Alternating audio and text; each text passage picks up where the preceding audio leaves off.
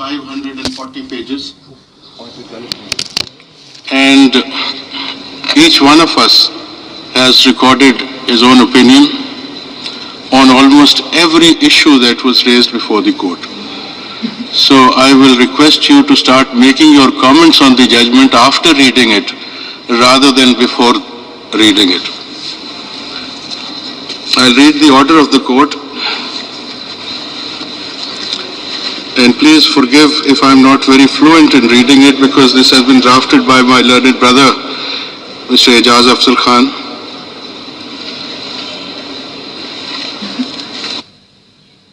By a majority of 3 against 2,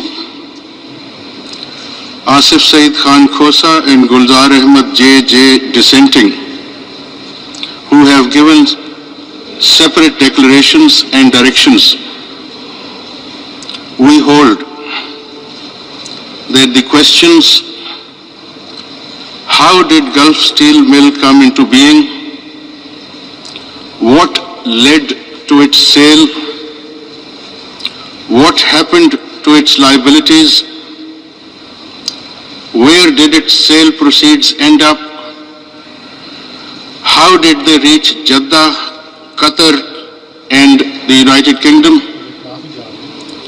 whether respondents number 7 and 8, in view of their tender ages, had the means in the early 90s to possess and purchase the flats, whether sudden appearance of the letters of Hamad bin Jasim bin Jabir Al-Thani is a myth or a reality, how bearer shares crystallized into the flats, who in fact is the real and beneficial owner of Messrs. Nielsen Enterprises Limited and Nescol Limited, how did Hill Metal Establishment come into existence, where did the money for Flagship Investment Limited and other companies set up or taken over by respondent number 8 come from, and where did the working capital for such companies come from, and where do the huge sums running into millions gifted by respondent number 7 to respondent number 1 drop in from, which go to the heart of the matter and need to be answered. Therefore, a thorough investigation in this behalf is required. In normal circumstances, such exercise could be conducted by the National Accountability Bureau,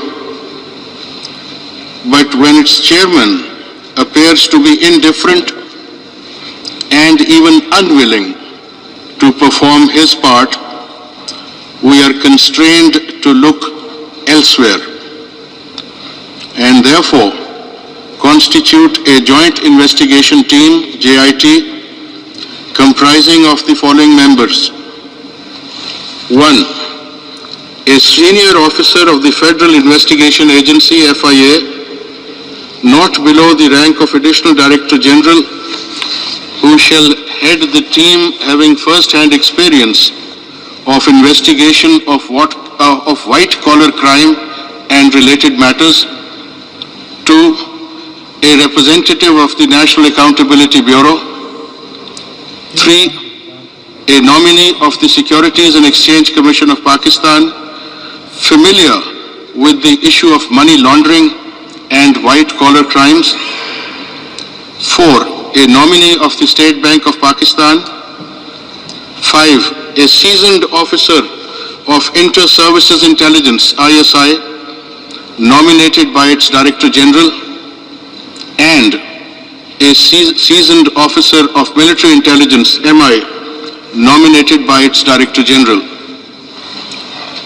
The heads of the aforesaid departments/institutions shall recommend the names of their nominees for the JIT within 7 days from today, which shall be placed before us in chambers for nomination and approval. The JIT shall investigate the case and collect evidence, if any, showing that respondent number 1 or any of his dependents or benamidars owns, possesses, or has acquired assets or any interest therein disproportionate to his known means of income. Respondents number 1, 7 and 8 are directed to appear and associate themselves with the JIT as and when required.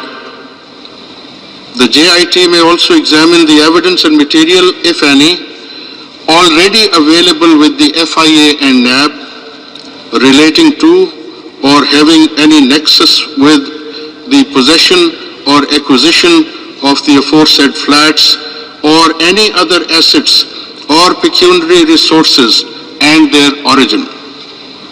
The JIT shall submit its periodical reports every 2 weeks before a bench of this court constituted in this behalf.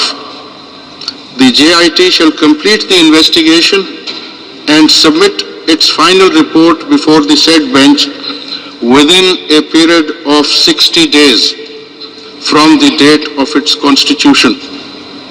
The bench thereupon may pass appropriate orders in exercise of its powers under Articles 184(3), 187(2) and 190 of the Constitution, including an order for filing a reference against respondent number 1 and any other person having nexus with the crime, if justified on the basis of the material thus brought on the record before it. It is further held that upon receipt of the reports, periodic or final, of the JIT, as the case may be, the matter of disqualification of respondent number 1 shall be considered. If found necessary for passing an appropriate order in this behalf, respondent number 1 or any other person may be summoned and examined. We would request the Honorable Chief Justice to constitute a special bench to ensure implementation of this judgment so that the investigation into the allegations may not be left in a blind alley. This is the court order on behalf of the entire bench, but reflects the conclusions reached by 3 honorable members. The remaining members of the bench have gone a step further. According to the remaining members of the bench, apart from criminal investigation and criminal prosecution, a declaration has been made that all the explanations given by respondent number 1 and his children about the relevant properties have not been found to be acceptable and the same are rejected. They have also declared that in the matter of explaining possession and acquisition of the relevant properties in London, respondent number 1 has not been honest to the nation, to the representatives of the nation in the National Assembly, and to this court. And therefore, he is declared to have become disqualified from being a member of the National Assembly, Majlis Shura Parliament, and silence please. And the Election Commission of Pakistan is directed to denotify respondent number 1 forthwith. Thank you very much.